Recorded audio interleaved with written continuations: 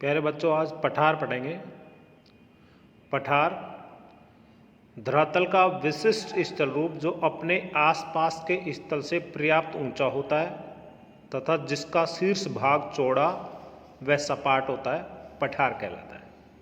यानी कहने का तात्पर्य यह है कि जो आसपास के धरातल से थोड़ा ऊंचा हो लेकिन उसका शीर्ष है वो शंकुनुमा ना होकर के चौड़ा और सपाट हो, तो उसे कहते हैं पठार। पठार की चट्टानें मुख्यतः बलुआ पत्थर, चूने का पत्थर आदि अवसादी चट्टानों की होती हैं।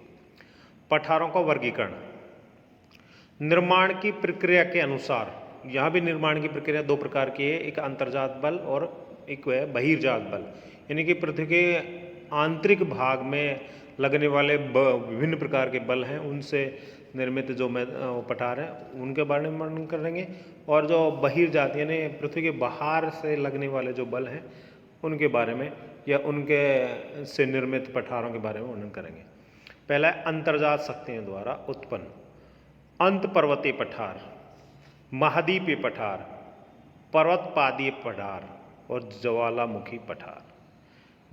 बहिर्जात शक्तियों द्वारा उत्पन्न हिमानीकृत पठार, यानी कि हिम के द्वारा निर्मित जो पठार होते हैं उसे कहते हैं हिमानीकृत। जल द्वारा निर्मित, यानी कि जो नदियां हैं, पानी है, या वर्षा है, या जो भी जिस प्रकार में जल के द्वारा पठार निर्मित हो सकता है उससे जो पठार का निर्माण होता है उसे जल निर्मित। वायु द्वारा निर्मित पठार। उसके बाद में आकृति के अनुसार, यानी कि ये किस प्रकार की आकृति हो सकती है। यहाँ पहला है गुब्दाकार पठार, विच्छेदित पठार, सीढ़ीनुमा पठार, पुनर्युवनित पठार। और जलवायु के अनुसार पठार कितने प्रकार के हैं। पहला है शुष्क पठार, आर्द्र पठार और हिम पठार। निर्माण की प्रक्रिया के अनुसार पठारों का वर्गीकरण, यानी कि ये अब इनका एक एक करके विस्तार से वर्णन करेंगे। अंतर्जात शक्तियों द्वारा उत्पन्न पठार, इसमें पहला है अंत पर्वतीय पठार, पर्वतमालाओं के बीच बने पठार अंत पर्वतीय पठार कहलाते हैं। इनका निर्माण पटल विरूपण बल द्वारा होता है। ये पठार पर्वत निर्माण प्रक्रिया के साथ ही निर्मित होते हैं।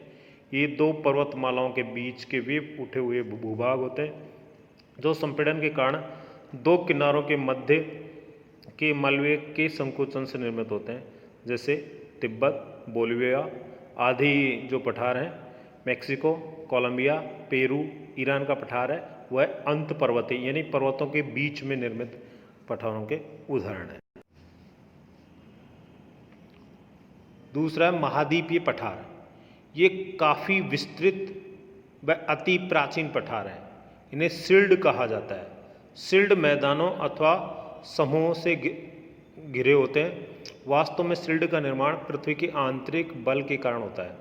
सिल्ड का निर्माण ऐसे स्थान पर होता है जहाँ पृथ्वी के आंतरिक बल का दबाव ऊपर की ओर अधिक रहता है। इस दबाव के कारण उस स्थान पर पृथ्वी की सतह पर ऊपर उठकर पठार का रूप ले लेती है, जिसे सिल्ड या महाद्वीपीय पठार कहते हैं। जैसे लारेंसिया यानी उत्तरी पूर्वी कनाडा व ग्रीनलैंड के समीप जो स्थित पठार है उसे लारेंसिया कहता है। साइबेरिया, दक्षिण भारत का पठार, अफ्रीकी पठार, ब्राज़ील का पठार, ग्रीनलैंड और अंटार्कटिका का पठार। थर्ड है पर्वतपदीय पठार।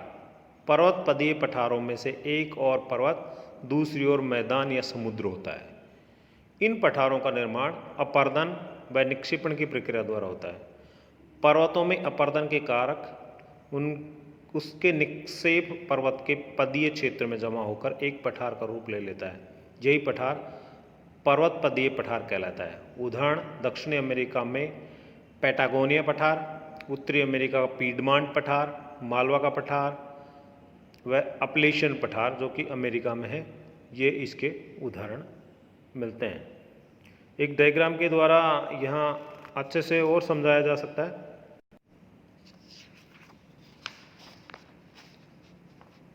चौथा है ज्वालामुखी पठार। ज्वालामुखी पठार का निर्माण ज्वालामुखी की दरारी उद्भेदन से होता है। जब ज्वालामुखी का लावा कम सिलिका युक्त क्षारीय व पतला होता है तो वह ज्वालामुखी दरारों से बहकर काफ़ी दूर तक फैल जाता है। यह पठार का रूप धारण कर लेता है। इस प्रकार ज्वालामुखी पठार का निर्माण होता है।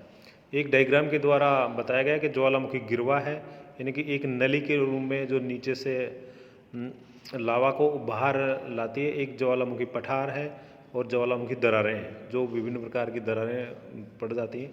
तो उनके एक डायग्राम के द्वारा एक अच्छे से यहाँ से समझाया गया है। उसके बाद में सेकंड है बहिर्जात शक्तियों द्वारा निर्मित पठार। पहला है हिमानीकृत पठार। हिम अथवा हिमानी द्वारा पठारों का निर्माण दो प्रकार से होता है। प्रथम, हिमानी कुछ पर्वतों को अपर्दन क्रिया द्वारा घिस घिस कर पठारों में परिवर्तन कर देती है। द्वितीय, हिमानीय पर्वतों को अपर्दित कर उनके मलबे को जिस स्थान पर निक्षेपित करती हैं वह भी पठारों में परिवर्तन हो जाती है। उदाहरण के लिए अंटार्कटिका, ग्रीनलैंड, भारत के गढ़वाल पठार, कनाडा के क्यूबेक के पठार और जर्मनी में प्रसिया का पठार और कश्मीर में मर्ग का पठार आदि इसके उदाहरण हैं। सेकंड है जल द्वारा निर्मित पठार। इन पठारों की उत्पत्ति जल के द्वारा होती है। नदियों द्वारा तलछट के निक्षेप द्वारा स्थल भाग ऊंचा होता रहता है और कालांतर में भूगर्भीय हलचलों के कारण ये भाग निकटवर्ती क्षेत्रों से ऊंचे उठ जाते हैं। उदाहरण के लिए म्यांमार में शान का पठार और भारत में चेरापूंजी का पठार आदि इसके उदाहरण मिलते हैं। अंतिम है पवन द्वारा निर्मित पठार। पवन द्वारा मिट्टी की बारीक कणों के निक्षेपण के फलस्वरूप भी पठार का निर्माण होता है।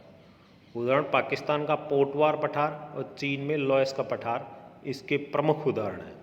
आकृति के अनुसार पठारों का वर्गीकरण। गुब्दाकार पठार, स्थल खंड में वलन प्रक्रिया से जब मध्य का भाग ऊंचा हो जाता है तो उसे गुब्दाकार पठार कहते हैं। भारत में छोटा नागपुर का पठार, यूएसए में औजार का पठार इसके उदाहरण हैं। विच्छेदित पठार, ऐसे पठार जो नदी व नालों द्वारा कट फट जाते हैं और विच्छेदित पठार कहलाते हैं, जैसे असम का पठार।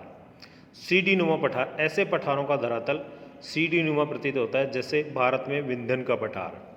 पुनर्युक्त पठार, पठार की जीर्णावस्था के बाद यदि पठार में पुनः उभार आता है तो वह अधिक ऊंचा हो जाता है, तो उसे पुनर्युक्त पठार कहते हैं, जैसे यूएसए में मिसौरी का पठार, भारत में रांची का पठार।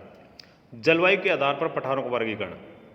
शुष्क पठार, मरुस्थली व शुष्क प्रदेशों में स्थित पठारों को शुष्क पठार कहते हैं, जैसे पोटवार का पठार, अरब का पठार, पैटागोनिया का पठार। आर्द्र पठार, सघन वर्षा के प्रदेशों में स्थित पठारों को आर्द्र पठार कहते हैं, जैसे असम का पठार, मेघालय का पठार। हिम पठार, ध्रुवीय प्रदेशों या हिमांचित भागों में पाए जाने वाले पठार हिम पठार कहलाते हैं, जैसे ग्रीनलैंड का पठार और अंटार्कटिका का पठार। धन्यवाद बच्चों।